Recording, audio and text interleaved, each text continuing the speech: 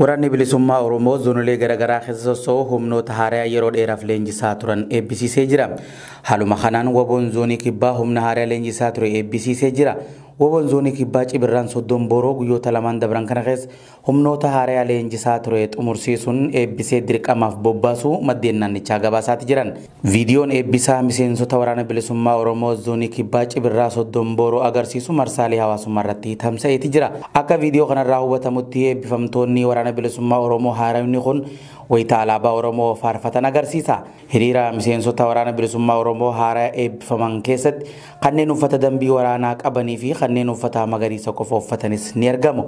Waraanni bilisummaa Oromoo zoonii kibbaa yeroo garagaratti eebba miseensota haaraa kan gaggeessaa ture yeroo ta'u kanneen eebbifaman dirqama fudhatanii waraana mootummaa waliin hudha wal qabaati jiran. Muddee takka 2020 takka keessa miidiyaan biyya Faransaay France 24 English jaamu waraana bilisummaa Oromoo zoonii kibbaa daawwachuun sagantaa irraa hojjetee hordoftoota isaa daawwachiisee jira. France 24 English kun dirree waraanaa kan waraana bilisummaa Oromoo keessa sossoo'utti argamuun itti aanaa ajajaa olaanaa waraana bilisummaa Oromoo obbo Gammachuu Abbooyyee fi miseensota waraanaa bilisummaa Oromoo muraasa haasofsiisee jira. Gama biraatiin waboon zoonii lixaa miseensota waraanaa haaraa leenjii loltummaa barsiisaa ture eebbisiisuu ibse.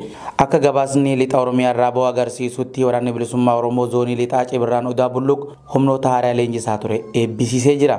Humnoonni haaraa Cibirraan Odaa Bulluq eebbisee kunis mooraa lammaffaa keessaa yeroo ta'u marsaa afuraffaaf kan eebbisee ta'uun gabaafamee jira. Waboon zoonii jiddu galeessaa yeroo garagaratti humnoota isaa haaraa barsiisuun eebbisaa akka ture gabaasaatti turre.